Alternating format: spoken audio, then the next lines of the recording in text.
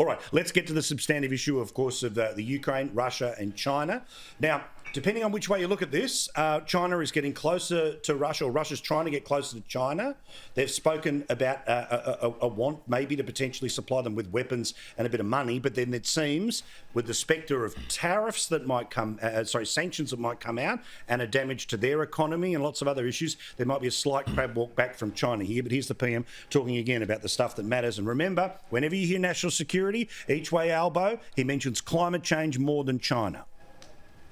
One thing that has disturbed me from the outset, apart from the obvious in terms of Russia's violent and illegal invasion of Ukraine, has been the chilling silence that we saw from China. And I think there is a real lack of transparency in the relationship between China and Russia. We will move in lockstep with our partners and allies on these issues. And the United States has made some very clear statements about this, and we support those statements.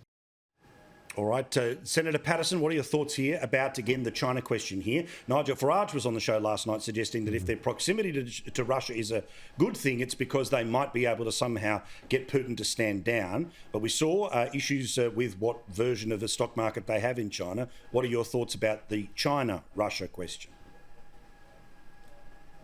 Well, there's absolutely no evidence whatsoever so far that they've done anything to try and restrain Russia, and I have to say I'm not very optimistic that they're going to in the future. In fact, all of the data points we have are on the opposite.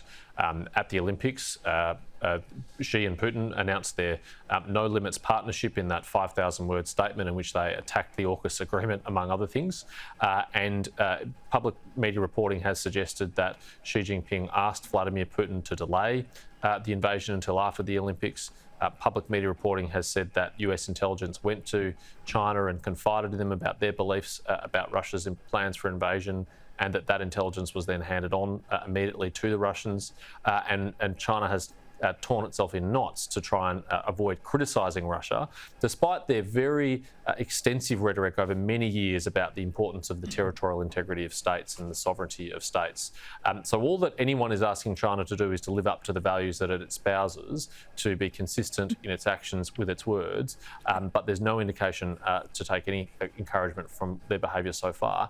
And if they were to, as media speculation has been over the last 24 hours, assist to rearm Russia to continue its violent onslaught onto the people of Ukraine, that would be a very grave mistake that would have to come with the most severe consequences from the global community.